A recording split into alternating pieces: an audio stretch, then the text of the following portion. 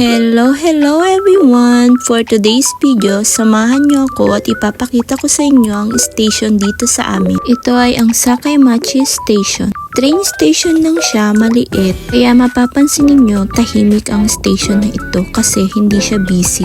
Hindi tulad sa ibang mga station, sobrang busy dahil maraming tao. Sa Gunma Station, ang mga busy station is Maebashi, Isesaki, Takasaki, Ota Station. Kung mapapansin ninyo, sobrang linis ang station na to. Walang dumi, wala kang makikitang mga kalat dito sa station na to. Dito sa Japan, minimaintain nila ang kalinisan. Anyway, it's Friday. Tayo ay gagala. Pupunta ako ng Kumagat. Dahil it's Friday, gala. Yun na nga, hindi ko alam kung maabutan ko ang oras ng biyahe ngayon. Gusto ko sanang abulin ang 7:22. Mukhang hindi na.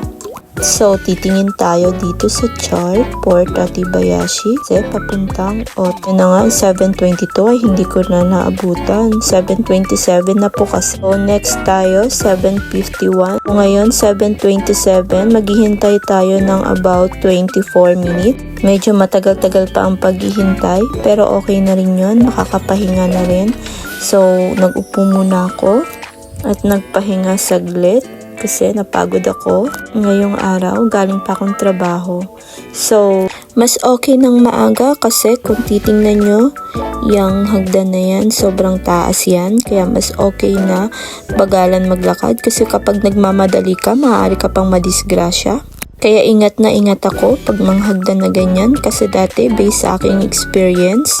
Kaya mas mabuting maaga ka pumunta dito sa station. Alam nyo ba, ang train dito ay ito sa oras. Pagdating mo ay nandyan na rin kapag ikaw ay tamang oras pumunta. Ayan ang kagandahan sa Japan, kapag may lakad ka, on time ka makakarating. So anyway, meron pa tayong hagdan na mababa. Kaya sobrang pagod. Okay lang, mabagal tayo ngayon kasi aga tayong nakapunta dito sa station. Pero hindi lang pala ako nag-iisa at may kasama ako. Nauna siya sa akin. May isang taong naghihintay na.